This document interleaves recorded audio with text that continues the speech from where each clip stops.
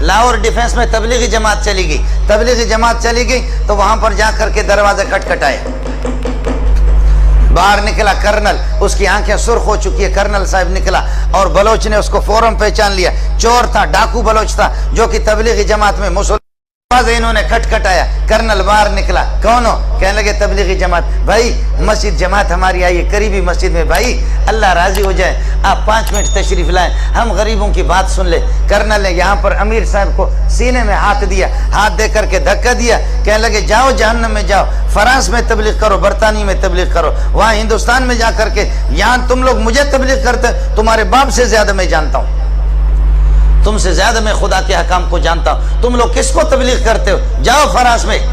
آپ سمجھ رہے؟ ذرا سن لینا، آپ کو مزہ آئے گا۔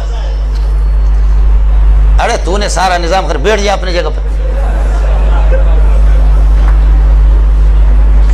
کرنل صاحب نے یہاں پر سینے میں ہاتھ دے کر کے دھکا دیا امیر صاحب کو، کہنے لگے جاؤ جہنم میں، ادھر جا کر کے فرانس میں تبلیغ، مسلمانوں کو تبلیغ کرتے ہو، ہم تم سے زیادہ جانتے ہیں۔ آپ میری بات سمجھے؟ ہے بلوچ اٹھا آگے، کہا امیر صاحب ہم کو چھوڑو، امیر صاحب تم ہم کو چھوڑو۔ کہا اوے کرنل، اللہ اکبر، کہا اوے کرنل، کہا مارچ کے فلان تاریخ کو، یاد ہے آپ کو؟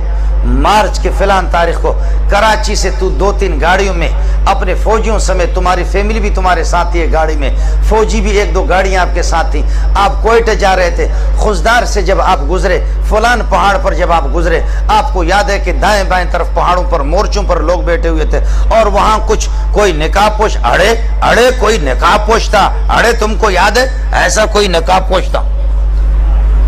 اڑے تم کو یاد ہے کوئی ایسا نقاب پوش تھا؟ اور جب اس نے تم لوگوں کو آواز دی، تمہارے فوجیوں کو کہا، درمیان راستے پر انہوں نے یہ ایک پتھر رکھ کر کے روڈ بلاک کیا تھا، خبردار نہیں گزرنا، فوجیوں کو کہا فوراً ہتھیار ڈالو ورنہ ہمارے بندے بیٹھے ہوئے وہاں پر گولیوں سے تمہیں چھلنی کر دیں گے۔ تمہیں یاد ہے کہ نہیں ہے؟ تمہارے ساتھ 4-5 فوجی تھے، انہوں نے ہتھیار ڈال دیا اور آ کر اڑے، ہم نے تم سے کہا تم موبائل نکالے گا، تم موبائل نکالے گا، تم یہ ہے کہ پیسہ نکالے گا، تم نے تھوڑا سا اڑے گڑبڑ کیا، تمہارے منہ پہ ایک آدمی نے تھپڑ مارا نہیں مارا؟ کہنے لگے کرنل حیران ہے کہ یہ ظالم کا بچہ ایک چیز بتا رہا، ایک چیز بتا رہا۔ کہنے لگے اڑے تمہارے منہ پہ کوئی تھپڑ مارا نہیں مارا؟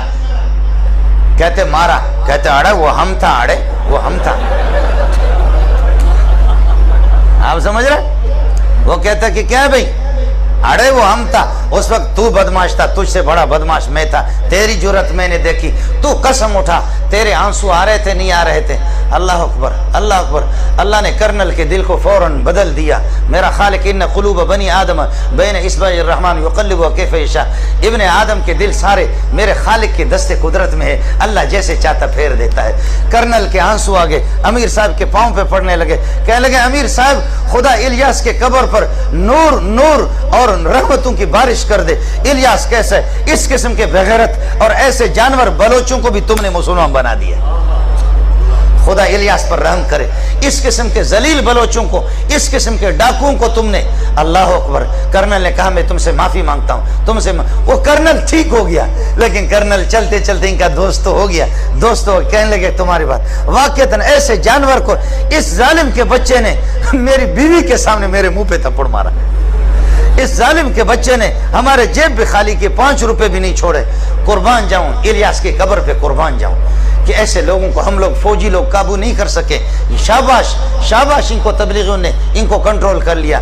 پھر کرنل نے تھوڑی دیر کے بعد مذاق کیا، کہتے وے بلوچ کا بچہ، اڑے تمہارا باپ یہاں سے جائے گا، ابھی میں فوجیوں کو فون کرتا ہوں تم کو پکڑ کر کے تم کو الٹا لٹکائیں گے۔ تو کیا کہتا ہے بلوچ کا؟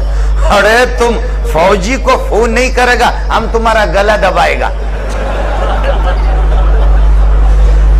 آپ سمجھ رہے نہیں سمجھ رہے؟ جی ہاں، یہ وہ لوگ ہیں کہ جنہوں نے واقع مجھ سے خود بیان کیا ہے، میں انشاءاللہ آپ سے ملا بھی سکتا ہوں۔ اللہ کی قسم ایسے بہت سے لوگ ہیں، ایسے بہت سے لوگ ہیں۔ آج تبلیغی جماعت میں میں نے عرض کیا کہ 30 کروڑ سے زائد لوگ آج ایسی جگہوں میں، ایسے بیابانوں میں، بلوچستان کے صحراؤں میں، افریقہ کے جنگلات میں پہنچے، جہاں اپنے کانوں میں انگلیاں ٹھوس ٹھوس کر کے آسمان کی طرف دیکھ کر کے اذان دے کر کے فریاد کر کے کہتے خالقہ یہاں تو ابو بکر و عمر بھی نہیں آئے، ہم یہاں آ سکے۔